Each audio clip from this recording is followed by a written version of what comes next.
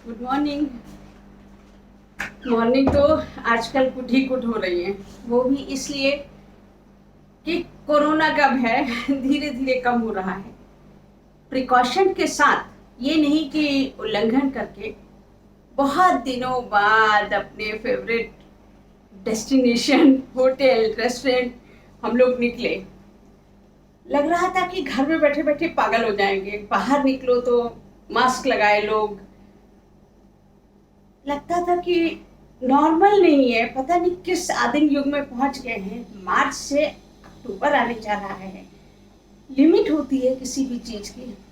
तो बस वही लगा कि अब निकलते हैं। निकले, खाया पिया, लौटे, फिर प्रसन्न थे हम लोग। लगा कि चलो ये बांध भी टूटा।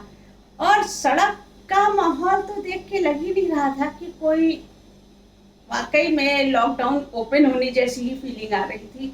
कारें जाम, तो फिर एक खाने पे ही बंधन क्यों।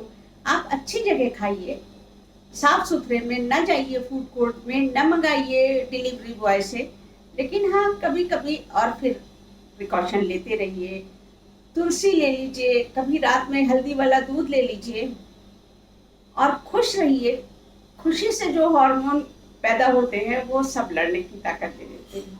तो ये तो था मेरा प्रवचन। और अब कहानी दिवस है, तो छोटी छोटी दो तीन कहानियां सुनाती हैं। क्योंकि फेसबुक पे शुरुआत हम लोगों ने लघु कथा से किया था। एक साथ कभी कभी हम लोग को 6-6 7-7 टॉपिक दे दिए जाते और हम लोग हफ्ते भर उन पे लघु कथाएं लिखते रहते। उसी में फिर हाथ खुलता गया। फिर बीच में ये हुआ कि तृप्ति नहीं हो रही है, तो बड़ी कहानियां आई। हो सकता है किसी दिन आप लोग मुझे उपन्यास लिखते भी पाए, लेकिन फिलहाल तो कविता ही मेरा प्रिय विषय है और कविता ही ज्यादा सुनाती रहूंगी। एक फेसबुक में अनिल शूर नाम के हैं, उन्होंने कहा था कि उनको कुछ लघु कथाएं डाली सेलेक्ट करनी है, तो आप लोग 25-25 लघु कथाएं सोचिए। हम लोगों ने सबने, कई लोगों ने उस चैलेंज को लिया। 25-25 लघु कथाएं अपनी टाइम लाइन पे डाली। वो अलग बात है कि उनको इनमें से कोई भी लघु कथा नहीं समझ में आई। जो भी रहा होगा उससे अच्छी पड़ गई होंगी या जो भी होगा, लेकिन ये मेरी संतानें हैं, मुझे पसंद आती हैं। तो फिलहाल उन 25 लघु कथाओं में से 3 सुनाती हूँ। हो सकता है उनको कुछ टेक्निकल प्रॉब्लम रही हो कि ये नहीं है तो वो वर्तनी की अशुद्धि है, मैं उतना नहीं माइंड करती। आप सुनिए, आप डिसाइड करिए। एक पहली लघु कथा का नाम है विरोधाभास। सुदूर कहीं गांव में, जहां अभी शिक्षा का अधिक उजाला नहीं फैला था और समानता, चाहे वो जातिगत हो या स्त्री पुरुष की, वहां अभी स्वप्न सरीखी थी। उसी गांव में बीमारी से 2 मौतें हुई, जवान मौतें। एक प्रधान की पत्नी और दूसरी उनसे 4 घर छोड़ किसानी करने वाले जगत की। जगत की घरवाली का रो रो कर बुरा हाल था। उधर प्रधान भी चिंतित और उदास नजर आ रहे थे। पत्नी 2 छोटे बच्चों को छोड़कर मरी थी। उधर जगत की पत्नी रामी की चूड़ियां तोड़कर, सिंदूर पोंछकर उसके पैरों से बिछिया उतारी जा रही थी। उसके करुण क्रंदन के बावजूद उसके लिए एक श्वेत सूती धोती मंगा ली गई थी। और उधर प्रधान के घर 13वीं निपटने के साथ ही गांव के पंडित पड़ोस के गांव की एक नाबालिग कन्या का रिश्ता लेकर हाजिर थे। तो ये तो था विरोधाभास, जो कभी नहीं निकल सकता। लाख आप कोशिश करें, जब तक स्त्रियां खुद ही नहीं मिटाने पे तुल जाएंगी। मुझे पसंद है अपनी ये कथा। दूसरी मेरी कथा मैंने डाली थी लघु कथा, रिश्तों का बाजार। छोटा सा है, अभिव्यक्ति कह लीजिए इसको, कहानी तो नहीं कहेंगे। कितना प्यारा था वो संसार जिसमें उसने आंखें खोली थी। रुई के गोले सी वो, जिस शख्स से उसका पहला परिचय हुआ वो उसकी माँ थी। उसके फूल से गालों को चूमती, वो भी अपनी नन्ही नन्ही उंगलियों से माँ के अंगों को छूती, उसके सीने से लगी अमृतपान करती रहती। रिश्तों से पहला परिचय, निस्वार्थ रिश्ते, माँ पिता भाई बहन, इतनी सी दुनिया।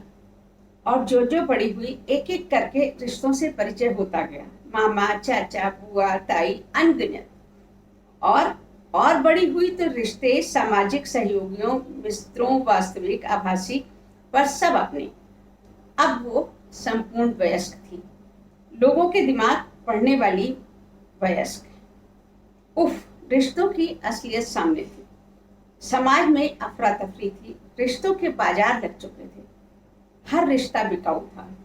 हाँ, करेंसी अलग थी, कहीं धन, कहीं भावनाएं और कहीं निस्वार्थ कहे जाने वाले रिश्तों का मूल्य चुकाया जा रहा था।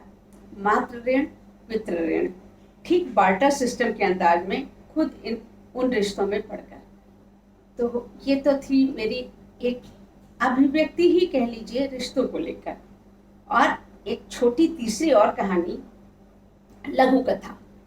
गीता, जो किसी ऑफिस में क्लर्क थी, सुबह जब सोकर उठी तो उसकी आंखें सूजी हुई थी, रो रो कर बुरा हाल था। सूरज फिर भी कर आया था और शायद उसकी फिर से बॉस से कहा सुनी हुई थी। प्यार से उसके बालों में उंगलियां फेरते हुए गीता ने पूछा, सुनो, एक बात बताओगे? पूछो। अगर तुम्हारा बॉस किसी दिन तुम्हें मार दे तो? साले की हिम्मत, हाथ पैर न तोड़ दूंगा। पर नौकरी, नौकरी की ऐसी की तैसी, मेरी मेहनत सलामत, बहुत मिलेंगी नौकरियां। गीता ने एक नजर दरवाजे के पास कोने में रखी अटैची पर डालते हुए गालों पर हाथ फिराया, जहां 5 उंगलियों के निशान मौजूद थे। और जब तक सूरज कुछ समझता, एक झन्नाटेदार थप्पड़ उसके गालों पर पड़ा और गीता के कदम बढ़ चले खुले दरवाजों की ओर। तो कैसी थी ये मेरी लघु कथाएं? प्रतीक्षा रहेगी आपकी प्रतिक्रियाओं की। अच्छा लगता है छोटी सी बातों में कह देना, और कभी कभी जब अपना मूड हो तो लंबे किस्से सुनने में, लंबी कहानियां सुनने में भी आनंद है। फिर मिलती हूँ अगली बार कविताओं के साथ। राम राम, नमस्कार, सलाम।